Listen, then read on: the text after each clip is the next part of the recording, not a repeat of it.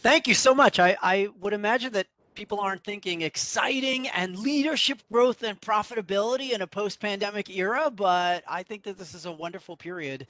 And I'm really excited to introduce my fellow panelists. So Ron Avenita is Chief Operating Officer at Wheeler Trigg O'Donnell. Kara Brostrom is Director of Operations at Lashley and Bear. And Cheryl Cucci is Chief Operating Officer at Foster Swift Collins and Smith. Ron, Kara, Cheryl, great to see you. Hi, Ari.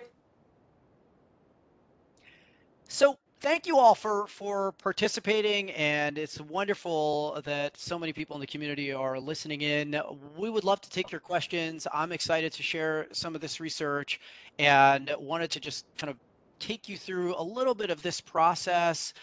I am an analyst that covers the industry and was privileged in honor in collaboration with Affinity, iManage, and SurePoint to interview 18 chief operating officers, 10 executive directors, one CEO, and one chief administrative officer at firms with a median of 140 professionals, 73 lawyers. Obviously, that's the median, so the range was pretty broad. There were a number of larger organizations, and the goal is probably for you to understand where are the promising areas of growth. Like, what are law firms looking at? What are some best practices for managing change? How can firms continue to thrive if we are in this uncertain climate? What, what's coming next? How do we, take advantage of it? And a lot of the issues were about balancing technology and progress with technology, the generational shifts that are taking place, and kind of this like era of complex business dynamics. And so the report is available now. I'm really proud of it and would love to just kind of get started and start off with a discussion about leadership. So, uh, Cheryl, I'd love to just talk to you for a second and just ask, you're the COO of an 80 attorney firm in Michigan. One of the themes in the report was, law firm leaders need this holistic understanding now of how their firms are managed. How do you how are they and how do you propose that people gain this kind of much more holistic understanding of what firms are doing and how they're being managed? Thank you, Ari. Obviously, I think that years of law firm experience in multiple roles is a really good way of gaining it, but we can't always do that.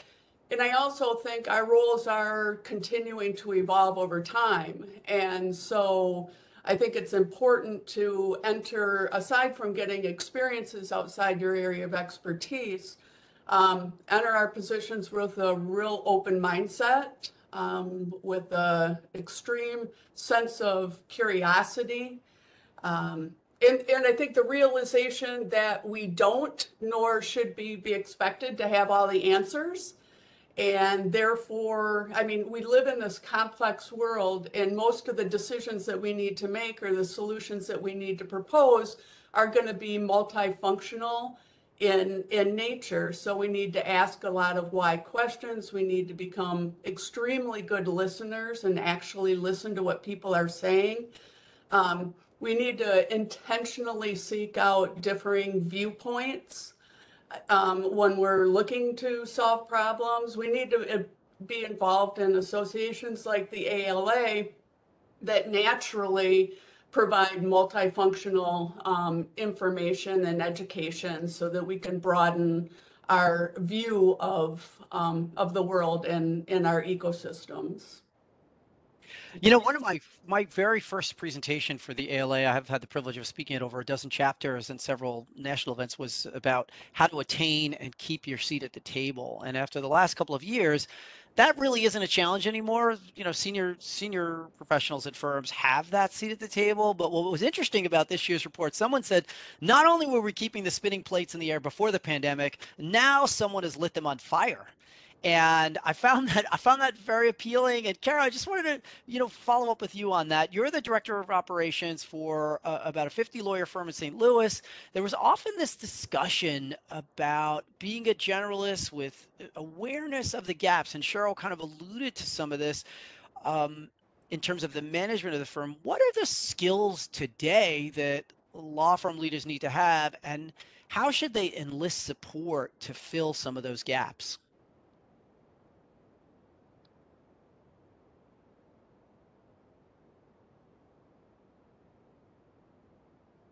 You're muted. Yeah, not hearing. Sorry about that. My joke of seeing into the future did not really work that well. Ron immediately unmuted, incidentally. And Ron was like, whoosh. Glad you refer that to me. I love it. So yeah, seeing into the future, being a leader, all of those are like really what someone in my position needs to know. But since those are really realistic, I think just thinking holistically and understanding how all of those different areas in the firm work and how they work together. So, I need to understand IT, but I need to understand IT in a marketing, IT on an accounting side. So, just being a little bit, knowing a little bit of everything. But I guess strategic thinking, always kind of thinking, trying to think ahead, tech savvy, of course, being able to multitask. I usually, don't actually get started on my to-do list until about 4 o'clock in the day because there's always something going on before that. And, just being super organized, I think is really important. And how I enlist support, I used to never think that outsourcing was a way for needing support in my size firm, but outsourcing in those areas where you need a specific skill set and you're not able to find it in the talent pool.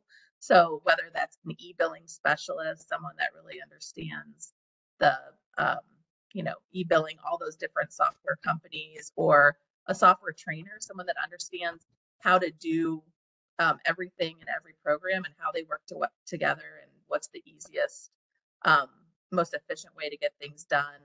A virtual receptionist, something that I would never think my firm, my size would need, and we don't today. But if we weren't in a building, a standalone building, I mean, we might if we had a security guard down at the bottom. So those are just some of the things outsourcing and enlisting, training too. I also do a lot of hiring someone with no skills and training them in order to be exactly how I want them to be. Ron, I'm going to throw this one to you because the stats show that the skill set required for law firm leaders has changed. You see more than 3/4 of the people that I spoke with attested to this fact. 47% have approached the way they have altered the way they approach change management. And so you're now the new, congratulations, COO of a 100+ lawyer firm in Denver. And Kara just mentioned this idea of being tech savvy as a kind of a core element of law firm leadership today, although not necessarily the expert in AI or ChatGPT, although that did come up a lot in the conversations.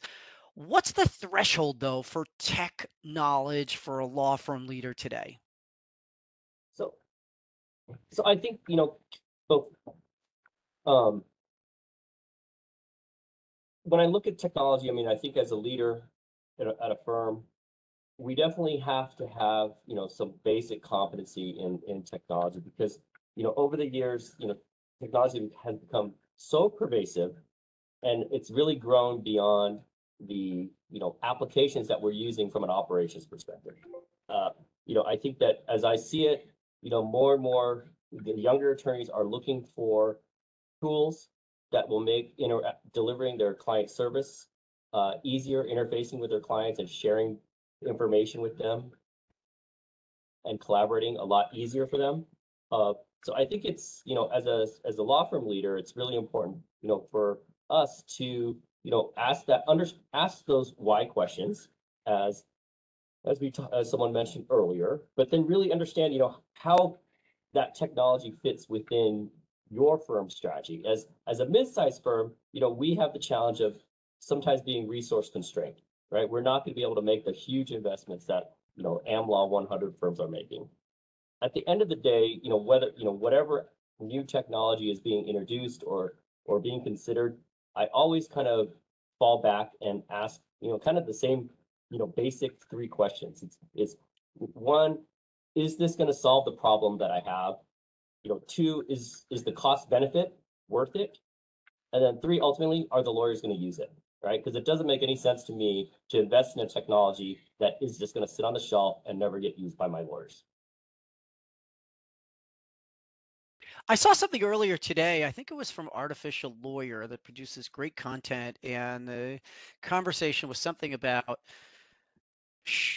the idea of should we learn how to prompt a chat GPT or some sort of large language model is similar to the idea of like should lawyers learn to code, which was a conversation that was had years ago. And I actually paid my children to take a Code Academy class to learn how to code in Python.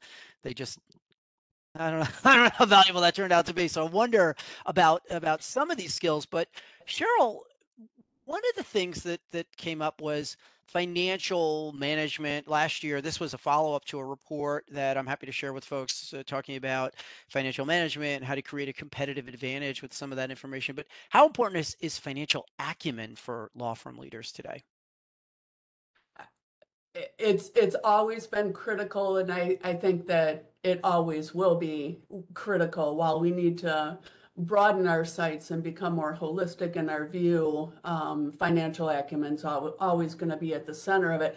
I mean, at the end of the day, our ability to pay people is critical, and is to a large extent is what we're evaluated on. And you can't get to that point if you don't understand the business. And I think it's even becoming more complex as we move from our historical metrics into profitability. It becomes even a more complex financial world. And if we don't understand the levers and how to move them, it becomes pretty impossible to make recommendations to steer the ship in appropriate directions in order to be able to benefit the owners and the rest of us.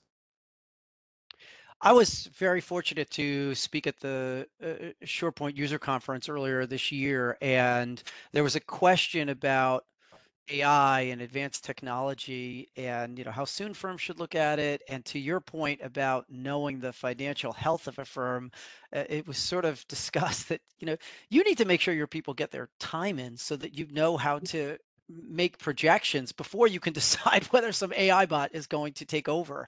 And I think there's a real practical aspect to a lot of this technology. Kara, speaking of that, where does marketing and business development fall on the hierarchy of skills for law firm leaders?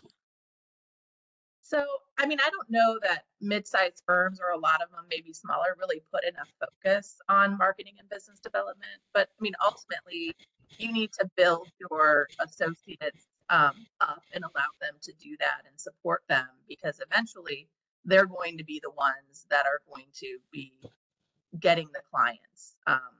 So there's certain just aspects of in general that the firm needs to do, like keeping your website up to date, making sure it's mobile friendly. I mean, people still go to the website to validate who you are. And if they have to click too many times to get in, they're gonna just go on to someone else. So, just the basic housekeeping of website, allowing clients to pay through a portal on your website is something that mid-sized firms just haven't really gotten to yet. But ensuring that clients easily pay with a credit card and we're not waiting for a check that takes them forever to mail, those type of things. The clients want to collaborate. So there's a lot of tools that just marketing and business development, like collaboration, like with a share file or a SharePoint, so you can collaborate together. Like those are all marketing and business development things that the firms need to do in order to stay competitive. And then on the flip side of more professional development with your lawyers, they really need to be out there networking and speaking. They need to get their name out there, because if you're not out there, someone else is doing it, and they're going to end up taking your clients. So I really feel like they need to start building relationships now and continuing to keep those relationships. So when when your shareholders or your up counsels, when they go to retire, that business isn't just getting dropped off and going to someone else. So it's important to start early and get comfortable and doing all the different, networking and speaking that they can do. I intentionally wanted to ask the question of Cheryl about financial acumen and to you, Kara, about marketing and business development, because they're so closely aligned in terms of profitability, what Cheryl brought up. And in the report, I hope people realize that the wording that's used in terms of the impact of discussions about profitability, particularly for those who are listening, they may be able to relate that sometimes it becomes controversial, become difficult conversations. I joke that, it was sort of like a Game of Thrones. The language that was used was combative in some respect. It was hard to be collaborative in terms of that. And so, Ron, one of the issues that consistently came up was, where should law firm leaders today look to develop stronger skills so they're really able and prepared to address some of the challenges for tomorrow? I think that like first, I think like of three things like right now. One, it's on the screen, being being better at managing change and being agents for change. That's huge, as you're pointing out, as that got picked up in your study. The other two things I think that we need to continue to really strengthen is, whether it's us as law firm leaders or the partners, it's focusing on team building and collaboration with our teams, figuring out a way coming out of COVID, figuring out a way to keeping our teams motivated, keeping our people engaged, finding that right mix of what works for your firm, because as we all know, not one size fits all. And I think the last piece I think that we need to be better at is developing others. I think that's part of succession planning. And that, as many of us know, that's something that many mid-sized firms struggle with. So, I often think about it within my own teams. It's who's next, right? When that person is starting to get ready to, slow down or retire, do I have someone that I've given opportunities to and developed over time so that they can, step into that next opportunity? Thank you, Ron, for moving us into the next topic so seamlessly. But this idea of succession planning was a real issue, and a lot of people referred to this moment in legal and in leadership in law as existential. This transfer between generations, this understanding of how to work differently, this displacement from a work standpoint and technology. I mean, as a researcher, it's fascinating. It's wonderful the work I get to do. I always say I get to do lucky work, but it's really challenging. Although I was happy to see this particular quote, that it's a fun time because there's opportunity. You can reshape what law firms are doing. And Cheryl, I wanted to address that for a second, because as I mentioned, a number of the survey participants referenced the importance of profitability. And you talked about profitability for a second and the challenges of discussing it in a law firm. Very sensitive topic in some respects. Why do some firms face these challenges, and how can those who are listening who may have those challenges handle them more effectively?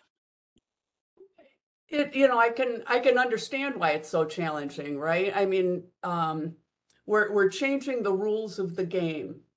Historically, lawyers have been evaluated, rewarded based on billable hours, and that's what we could measure, and that's what technology allowed us to measure. Now, all of a sudden, because we have better tools that allow us in real time to evaluate profitability, we're now changing the rules, and we want to evaluate people based on profitability. And as we all know, billable hours don't always equate with profitability. So there will be winners and losers. And whenever you're talking about somebody's compensation, there's nothing more important, right? Aside from maybe getting their name correct. But other than that, compensation's pretty darn important, and it's why we do what we do. So I think it's incredibly important and incumbent upon us to help lawyers understand what they can do to mitigate any negative impacts that change in evaluation may bring forth. I think understanding the importance of transparency and having an incredibly deep understanding of the approach, the analysis the firm is using for profitability. Profitability is not a one size fits all. As anybody who has been through the process of determining how you're going to measure profitability, there are 1,000 firm level decisions that go into that analysis. And it's unique to every firm. So you really need to be incredibly knowledgeable and also highly empathetic to the lawyers having to make that transition. So you mentioned the need to address this on a unique basis. One of the reasons why I was so happy that each of you from different firms in different regions of the country and different like could participate. So I just want to pause and say thank you so much again. So I don't save it for the end. I'm really grateful for your time, and I'm so glad that you're getting to share your perspective with the audience. Kara, as you can see here, 90% talked about reliable, timely data giving firms a competitive advantage, often resonating in a lot of my research when I talk to law firm leaders. 73% have access to the data that they need to make some of these informed decisions and to tailor it the way Cheryl has described in terms of, how should our firm address some of this? How is technology helping firms better gauge profitability? So I think the software is just so much better. The reporting that different software programs are able to use so that we can determine profitability. Lawyers are really never going to say that their client is not profitable until they look at the numbers. And they really have to decide, what's the point of keeping a client that you're not making any money on, or you're using too many resources? So having that ability, instead of running reports out of 5 different programs, to be able to run one report or look at a diagram that has exactly what you're looking for, and to give them the tools to look at it whenever they want instead of waiting for a report. Those are all, I think, like the software that firms really need to invest in will save them in the long run, because they'll have all these tools at their fingertips. There's also other software besides the accounting. There's software that manages workflow, so you can see how much time people are really putting in versus how much time they're billing. So what are they not being able to charge their clients for? Automation tools can save a lot of time for just doing the same product like over and over again. Investing in that automation tool can be super helpful. There's a upfront cost, but analyzing how it's going to work, later on. And then, AI and e-discovery. You used to have to look at all these individual files and all of that, and now you can do that in a lot less time. So, but on the flip side, we always say here, the attorneys used to spend hours in the library and could charge their clients for that. And now with a click of a button, you can have the same thing done immediately. So, but our clients are demanding that, we work faster and we work smarter.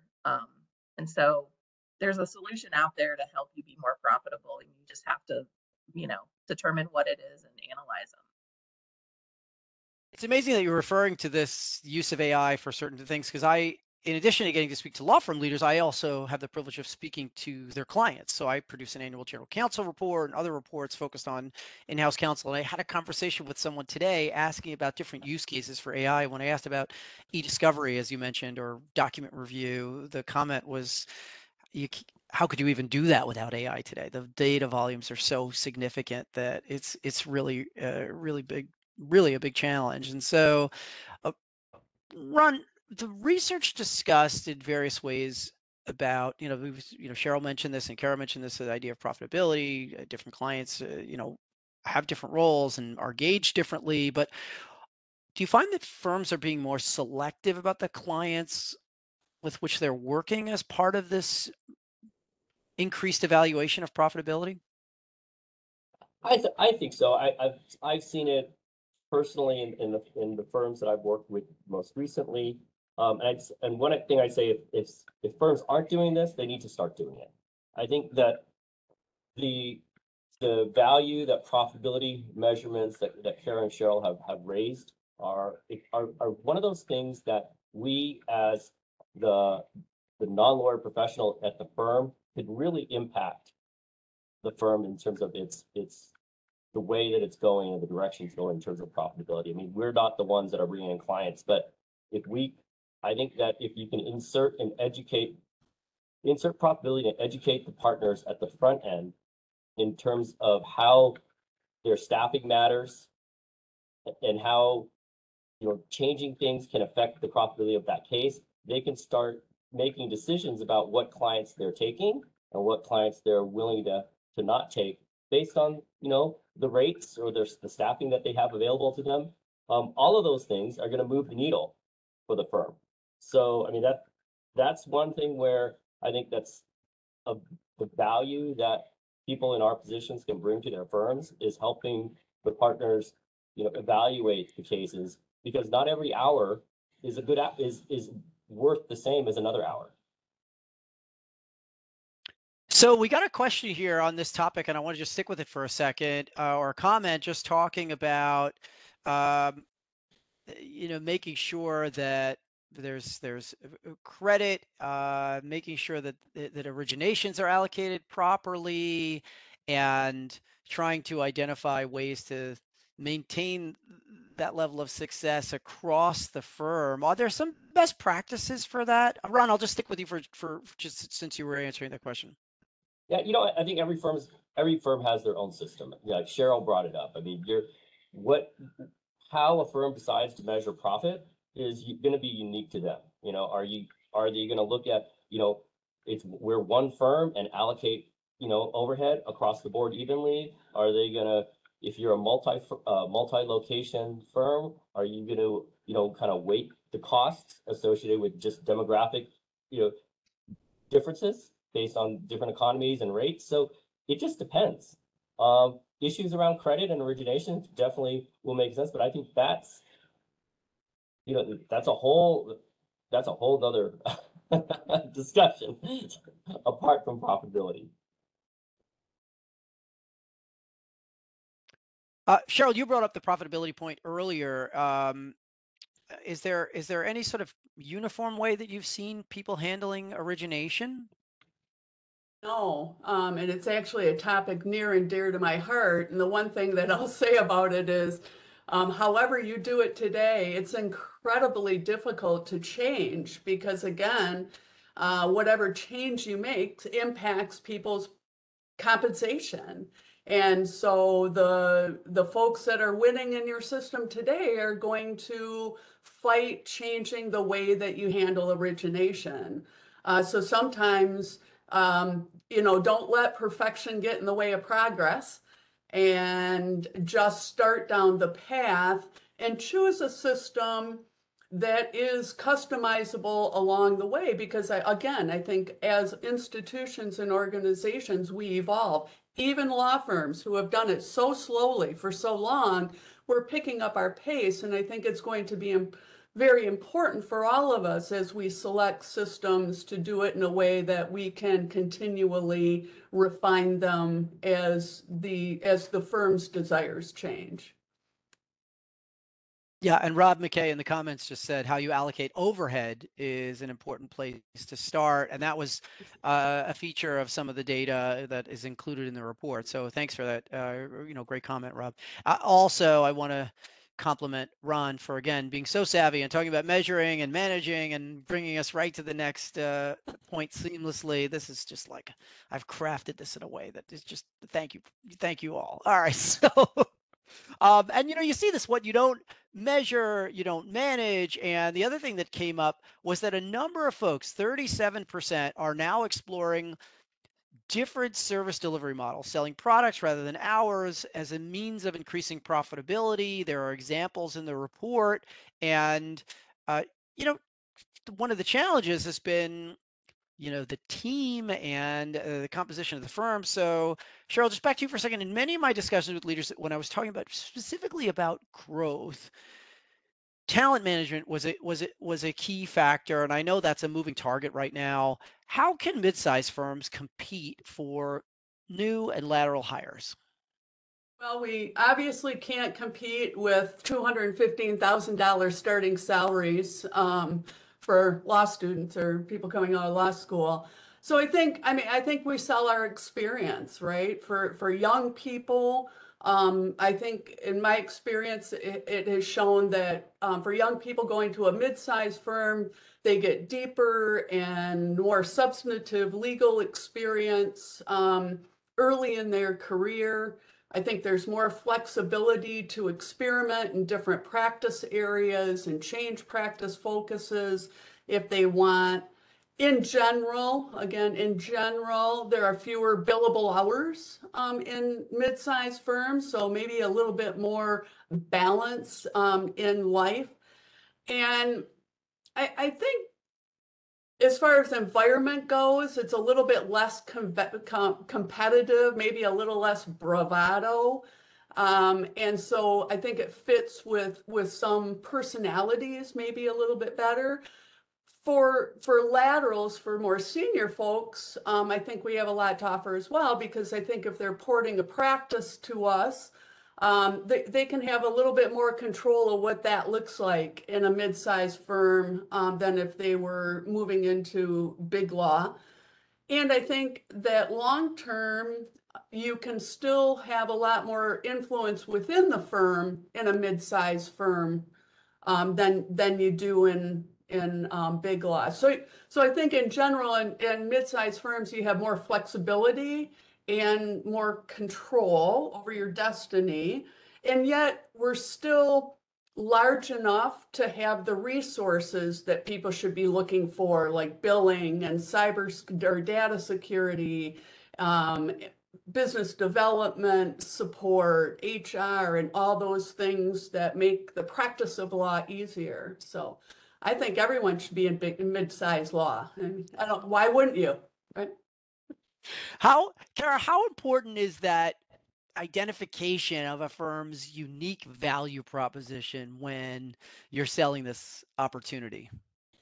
So I feel like in interviews, it seems now like it's like a sales pitch, and I never used to prior to the pandemic. I didn't feel like I had to sell the firm.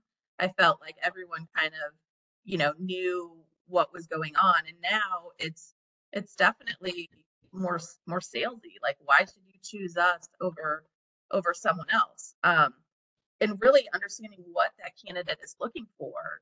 They may want a partner track, or they may want, you know the salary on the end of the spectrum, the high spectrum. And if you understand what they're really trying to achieve out of moving positions to a new firm, then you can really sell it to them on that. They could be looking for, their firm may not have a good DEIA initiative, and that's what values that they're looking more, I think, for their own values, or a women's group, or any of those. That's really what you need to get them on the culture of your firm.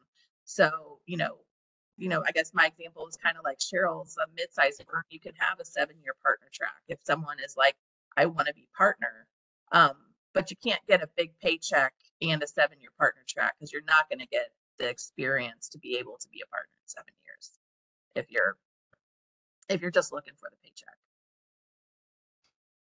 Ron, the interesting connection between the conversation about hiring and retention was finding growth opportunities in the form of being opportunistic. Firms, for example, firms of your size would be a great example of looking for lateral groups that complement what's existing, maybe being more acquisitive in practices where succession planning is an issue, and they're trying to figure out, where the name partner of this smaller firm has a couple of years that they want to continue practicing. They would want to merge with a larger mid-sized firm. So how much time should law firm leaders focus on those kinds of initiatives in terms of laterals with different practices that are complementary, or acquiring smaller or kind of larger practices?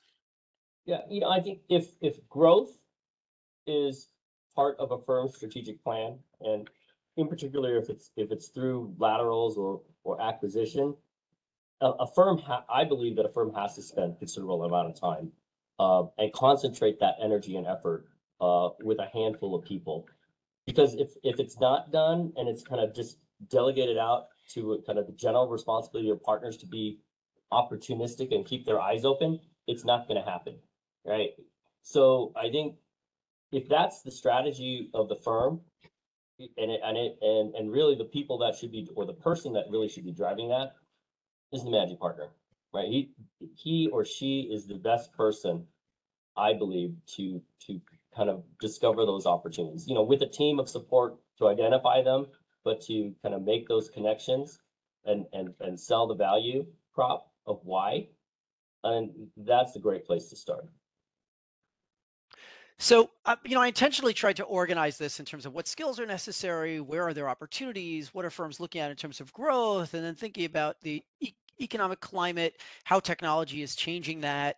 And so there were several comments that came up in this regard, just, in terms of we're using more technology to make us faster, get more work to our clients. We're using technology to automate. And several of you have mentioned this automation. And then there were a number of stats about this. 90% said that legal tech helps their firms increase revenue. 70% said it helps drive the growth. 63% work at firms that automate frequently created documents. So this is a path that many firms have walked down, and I share it just so that the community realizes if you're not meeting some of these benchmarks, it's something to consider. However, I don't know if you saw in the chat, but Pauline posted something about the potential of technology and then balancing it, maintaining the humanity as part of this approach. And so, Cheryl, where is the balance between maximizing the use of technology, but not using it necessarily as a replacement for human positions? Well, I think the hope is that the jobs or parts of jobs that technology very well may replace are the things that we as humans don't want to do. The repetitious, the time consuming, the boring. Hopefully it's those pieces of what we do that are replaced, that ultimately can provide a better value proposition to both our people as far as satisfaction with the tasks they're doing and to our clients through increased value. And then through that, by increasing efficiency through the use of technology, that we can increase our value proposition to our clients and garner more work, and deal with the people issue so that we aren't in a position where we're having to let people go. I also think that we have to become far more comfortable becoming a continuous learning environment and invest in our people and make sure that we have continual training so that we can help people keep their skills relevant. Well, I would love to share that something that surprised me in my conversation with this particular general counsel earlier today, when I asked about using AI and other advanced tools in the law department, was that the general counsel said that they would pay for someone on their team to get advanced training, but no one has actually come forward to request advanced. No one has actually proactively said. And so I just wanted to throw this out there to all of my friends in the ALA community, that there's a tremendous, wonderful opportunity that if you could become the the expert in something, your organization will probably invest in it because it needs an expert in some of these things. And immediately my mind just went to, wow, what a great open field of opportunity for someone that just wants to be a little bit proactive. So Kara, it sort of begs the question, how can law firm leaders become more tech savvy? So I learned all my tech skills from Google, but um, but anyway, for real though, I think just belonging to associations like ALA or ILTA, which is the Legal Technology Association, and networking. I think the two great things that these organizations have is the networking and the educational, like webinars like this or conferences, and going to those and getting outside of your shell and meeting new people. Those new people, like you might have a tech issue, and that's someone you can reach out to. You can save yourself a lot of time to ask people that you've met the answers and how they go about doing it instead of hours of research. So I think just networking and education is really is really how you're going to become more tech savvy. Just getting in and doing it, not being afraid of it. You know, uh, just you know, that's how you end up being like generalist and understanding everything, a little bit of everything, right? Is just don't be afraid. There's always a backup, hopefully. Yeah, the idea of no fear. You see in the chat, Nakia pointed out YouTube. It's so interesting to me always that we use technology to learn about technology. There was several years ago, I came home from an event late at night, and my wife said that our refrigerator in the garage was broken, and I had no idea what to do. I'm not a refrigerator repairman, but I went into YouTube, and I was like, refrigerator broken, light on, but motor is not working. And I figured out in 3 minutes that there's a motherboard, ordered it on Amazon, went upstairs, told my wife, and she was just like, my mother was totally wrong about you, Ari. I was like, well, that's a nice response. But anyway, the point is, I think that's Nikia, that's a great point that she points out. And Kara, the idea of leaning on the community is just become increasingly powerful.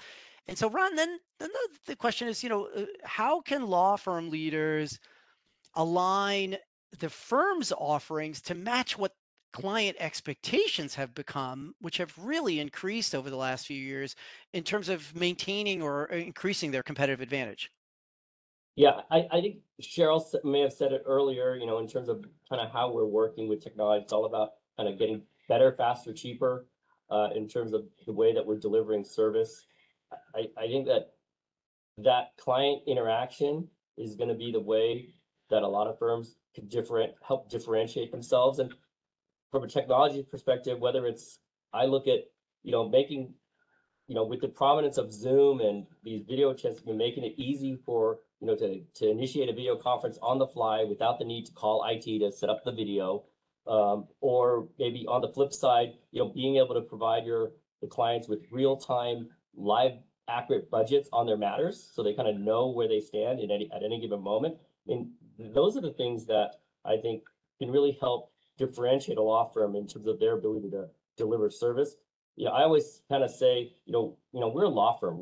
Our business is very simple. We're not making widgets. We're not putting people into space. We're people. We sell time. It's pretty easy. So, the better that we can do that, and keep our connections with our clients, I think that's the biggest differentiator that's still gonna make, set law firms apart from each other. And of course, the natural progress point was, how can we do that? How can we provide these things without being involved in many ways, so that we can focus on some of the higher level issues? And that was something that came up. We automate accounting, we automate new matter intake, we're automating expenses. We're also looking at leveraging AI for automated document creation. There were a lot of things that came up in the research, and I was really excited to see that. And also, of course, people are working at firms I mentioned where they're automating the documents they're creating, they're automating certain repeatable processes, and the question that it becomes, what's possible. So Cheryl, could you just share with us what you automate on your team? Yeah, not nearly enough. That was a comment that I got a lot also. So there's, again, lots of opportunity. If there's one theme here, it's that leaders have lots of opportunities today. Yeah, we're pretty nascent. All the usual suspects: client intake, business expenses, a number of document templates, time capture, those types of things. But we're in a pretty active exploration process for document creation and workflow automation tools that would, as Ron mentioned earlier, one, be used by our attorneys. I think that's critical, to find things that actually will be used. And then, that also fit within our legal tech ecosystem. I'd love to ask each of you that question, just in terms of, is there something specific that you're automating? So Kara, any thoughts there? I wouldn't say not anything Cheryl hasn't already mentioned, but I think the key to getting to start automating more is really like the change management, and making sure that you roll it out in a way that people are gonna adopt it. Because a lot of times you can have a great program and nobody really wants to go to the training, pays attention. And if you don't use it right away after you're trained, they're not going to remember how to use it. And so, you know, I think, yeah, it's just, it's hard, but it's the change, and it's leadership too needs to, you know, own the change in order to make things automate and talk about it and talk about how cool it is, and people will start using it. Ron, over to you. I know you're brand new. Any thing that has been automated or that you hope to automate? Yeah, I think, you know, the one area that I think a lot of firms are already doing the kind of the automated workflows for, you know, expense and accounts payable. I see an opportunity there. I've seen it in big law. I haven't really seen it applied to mid-sized firms just because it's a little cost prohibitive, but the client intake process, you know, from conflicts, I've seen and read that there's tools out there that, you know, that can apply AI to kind of do some initial conflicts analysis and kind of rank and score, you know, the significance of relationships, you know, to point that out, to make the evaluation of the conflict easier. And of course, just the whole new matter opening process. If you can automate that, that's all, you know, the better. You know, for me, you know, it's really about, you know, driving efficiency, you know, and trying to do, you know, more, not so much more with less, because I think Cheryl said it again. It's like, you know, it's not about replacing jobs or eliminating jobs. You know, I think it's about being able to position our people to be more productive and spend time on more high value projects and tasks. Kara, do you expect automation to increase? Oh yes, definitely. I mean, we're just kind of getting our toes wet in automation. So, you know, firms that haven't really dabbled in it enough, they're going to start to do it. And I think ones that have already, you know, do a lot of automation or several things automated, they're going to, you know, start moving up and, you know, start climbing the stairs and get there where everything's going to be automated down the road, I think.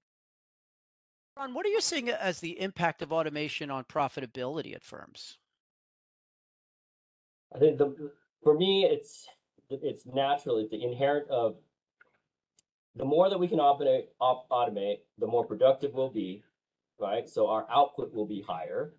So things will cost less, theoretically. So profitability will increase. So I'm all for it.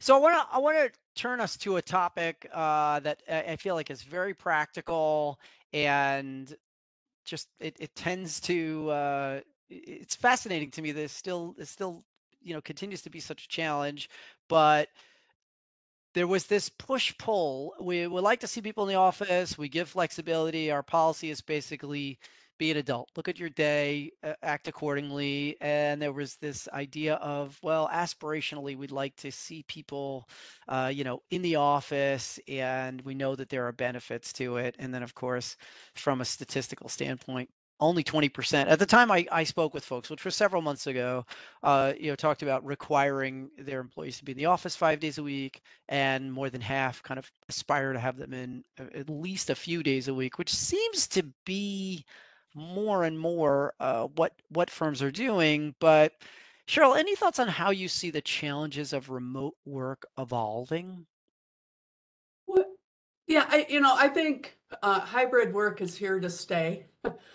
In fact, when I look pre-COVID, I think we were headed down this path. There have always been lawyers who preferred to work from home, and you just didn't see them as much as you saw other people, and they were an anomaly, but still, there were people that wanted to not work in the office. So I think this is here to stay. I think that we need to learn how to communicate, train, and engage better, regardless of where people are working. And I think other industries, like the consulting worlds, have done this. And I think law has tried to just kind of do everything through Zoom, but not really change our processes on how we're doing things to engage people better when they work remotely. I think we have to stop thinking our solution is that people return to the office and start thinking that our solution is how do we work more effectively with people in multiple places. And those of us who have multiple locations, it's not that different. You know, I'm going to date myself, but 30 years ago when I started this law firm gig, um, it was 6 days a week. You know, and you kind of, yeah, especially young people felt like they at least had to come in for pizza at lunch on Saturday in order to stay in people's good graces. And we evolved out of that into a more normal, people working after hours from home instead of in the office. And so we took away the 6 day.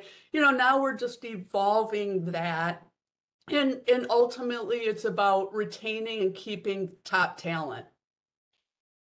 So I always feel like I had wonderful law firm experiences, but my friend and I used to joke, we worked at a lifestyle firm. They served us bagels on Sunday.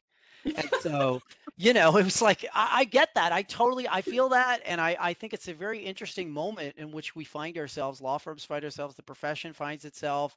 But there's a, wonderful sense of progress in terms of how you can work and where you can work and what the client's service is like. And I mean, I still remember when I started practicing in 1997, we would send the client a letter.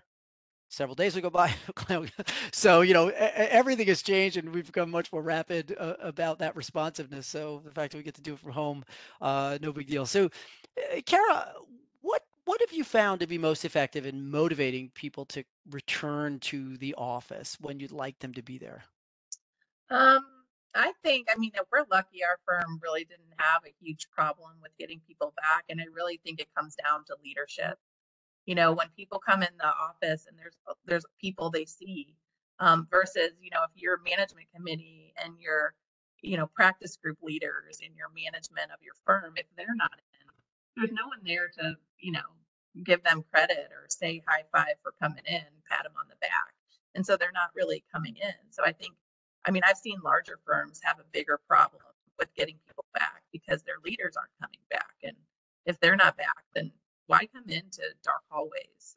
People come in so that they can collaborate with their coworkers, and you can do that over a Teams or Zoom. So you don't need to drive in to do that. And definitely in different cities, it's different. You might spend 2 hours on a train. In St. Louis, you drive in. So I think different cities are definitely different. But if leaders aren't doing it, you're not going to get anyone else to do it. I love that visual of the leader, like high five, walk by people's offices, hey, low five, high five, amazing. I can't believe you came in. You're the best. I just think that here's a bagel. I think that's awesome. So Ron, you know, Cheryl talked about this a bit, but how are leaders using kind of internal in-house opportunities and remote opportunities to build and strengthen firm culture? That's the $1 million question already that every firm is trying to figure out. And I think that to kind of take the easy answer, for me, it just depends, right? It's what's important for your firm and what works. I think, Cheryl pointed out, it wasn't too long ago that people used to come into the office, right? And I think people forgot that, I think inherently most firms have always had flexibility built in for the lawyers to work where they needed to work, whether it was at home or at client site. So that should not really change. I think as a firm, we just need to make that decision is what's the right mix, right? Is it 2 days?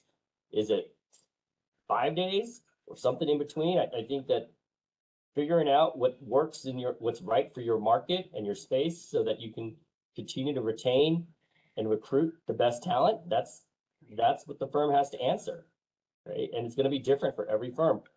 Personally, I've seen it where, to Kara pointed out, my previous firm had multiple offices, and one of the offices, the managing partners of that office decided we were going to be a 5-day-a-week office, and anyone who worked there was coming in.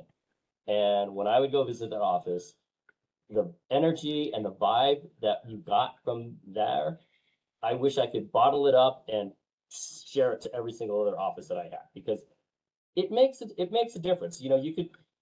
We learned that we can work remotely and we can be effective, but is it better? I don't think so. I don't want to end on that note. I want to end on one other note because we got a whole bunch of questions, and anybody who's interested in the report, you can download it using this, or you could just reach out to me. I'd be honored to connect with you. You can just use this QR code to connect with me on LinkedIn. There were several questions that have come in. I tried to get to as many as I could, and I really appreciate all the engagement. One of them stuck out because it's something that I've had discussions with leaders about, and certainly at the dinner that I was fortunate to host with SurePoint at Legal Week, this came up, which is a policy governing the use of ChatGPT or AI and what firms are doing about this. And so maybe as a final point, I'm just wondering how your different organizations are navigating this particular challenge. And so I'll just start with you, Cheryl. Have you developed any kind of policy? How are you approaching the use of ChatGPT and similar tools within your organization? Until we have a better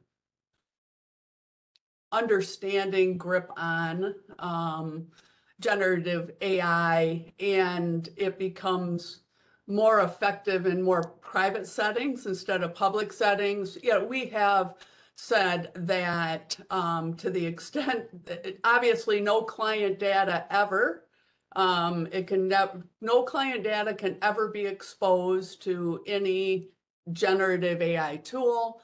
And if used, obviously, it doesn't absolve your responsibility for accuracy. So verify, verify, verify. And then, I think as far as our approach, obviously, we want to capture all that's good. So within legal tech, and again, once private, and I'm not tech enough to sound intelligent on this, but until private uses of the chatbot are widely available and far further along in the training cycle, we're going to be staying on top of that so that we can access those tools as they become more widely available and priced so that midsize can opt in. Kara? So we don't currently have anything that says you can or can't use it. I kind of think that this is back when social media and lawyers started coming around, where they got on and they started giving legal advice, and they started just communicating, not realizing they were creating attorney-client relationships. And you had to create a policy to just remind them of the pros and cons of being active on social media when you're a lawyer. So I think with the chat, there's definitely better programs than ChatGPT or legal specific. If you're using it for really a client related thing, ChatGPT shouldn't be the place that you're going. But what those don't offer is, creativity and different things that a human does need to do. So maybe using it as like a starting point might be okay, but definitely not using it for, your final work product. And I think down the line, there's going to be a lot of, everyone's going to have a policy on it. But it's still early, like back when social media started. My MySpace account. Well, Cheryl Cucci, Kara Broshard, Ron Avenida, it's such a privilege to collaborate with you. I'm so grateful to you. I'm especially grateful to Affinity Consulting, iManage, and SurePoint Technologies for giving me the privilege of conducting this research, and to all of the people who were kind to speak with me. It was their generosity that leads to this kind of resource that the community gets to use. And I want to thank the ALA community for being part of this discussion. So I hope you all have a great day, and thanks so much again. Thank you. Thank you. Bye-bye. Bye.